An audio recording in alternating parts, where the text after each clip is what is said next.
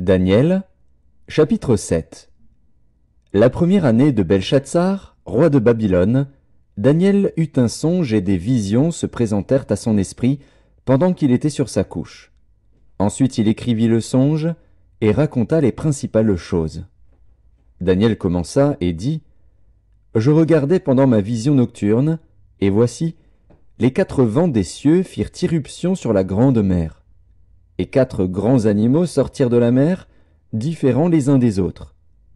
Le premier était semblable à un lion, et avait des ailes d'aigle. Je regardais, jusqu'au moment où ses ailes furent arrachées. Il fut enlevé de terre et mis debout sur ses pieds comme un homme, et un cœur d'homme lui fut donné.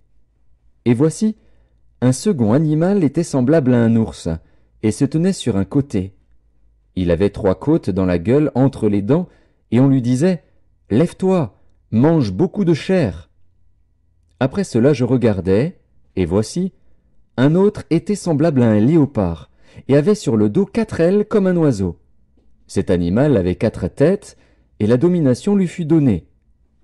Après cela, je regardais pendant mes visions nocturnes, et voici, il y avait un 4e animal, terrible, épouvantable et extraordinairement fort. Il avait de grandes dents de fer, il mangeait, brisait, et il foulait aux pieds ce qui restait. Il était différent de tous les animaux précédents, et il avait 10 cornes. Je considérais les cornes, et voici, une autre petite corne sortit du milieu d'elle, et 3 des premières cornes furent arrachées devant cette corne. Et voici, elle avait des yeux comme des yeux d'homme, et une bouche qui parlait avec arrogance. Je regardais pendant que l'on plaçait des trônes. Et l'ancien des jours s'assit. Son vêtement était blanc comme la neige, et les cheveux de sa tête étaient comme de la laine pure. Son trône était comme des flammes de feu, et les roues comme un feu ardent. Un fleuve de feu coulait et sortait de devant lui. 1000 milliers le servaient, et 10 000 millions se tenaient en sa présence. Les juges s'assirent, et les livres furent ouverts. Je regardais alors, à cause des paroles arrogantes que prononçait la corne. Et tandis que je regardais, l'animal fut tué, et son corps fut anéanti, livré au feu pour être brûlé. Les autres animaux furent dépouillés de leur puissance, mais une prolongation de vie leur fut accordée jusqu'à un certain temps. Je regardais pendant mes visions nocturnes, et voici, sur les nuées des cieux arriva quelqu'un de semblable à un fils de l'homme. Il s'avança vers l'ancien des jours, et on le fit approcher de lui. On lui donna la domination, la gloire et le règne. Et tous les peuples, les nations, et les hommes de toute langue le servirent. Sa domination est une domination éternelle qui ne passera point, et son règne ne sera jamais détruit. Moi, Daniel, j'eus l'esprit troublé au-dedans de moi, et les visions de ma tête m'effrayèrent. Je m'approchai de l'un de ceux qui étaient là, et je lui demandai ce qu'il y avait de vrai dans toutes ces choses. Il me le dit, et m'en donna l'explication. Ces 4 grands animaux, ce sont 4 rois qui s'élèveront de la terre. Mais les saints du Très-Haut recevront le royaume, et ils posséderont le royaume éternellement, d'éternité en éternité.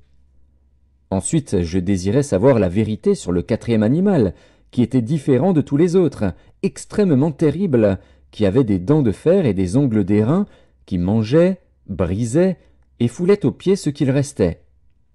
Et sur les 10 cornes qu'il avait à la tête, et sur l'autre qui était sortie et devant laquelle 3 étaient tombés, sur cette corne qui avait des yeux, une bouche parlant avec arrogance, et une plus grande apparence que les autres.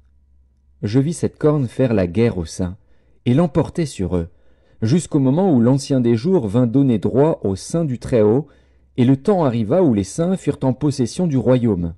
Il me parla ainsi. Le 4e animal, c'est un 4e royaume qui existera sur la terre, différent de tous les royaumes, et qui dévorera toute la terre, la foulera et la brisera. Les 10 cornes, ce sont 10 rois qui s'élèveront de ce royaume.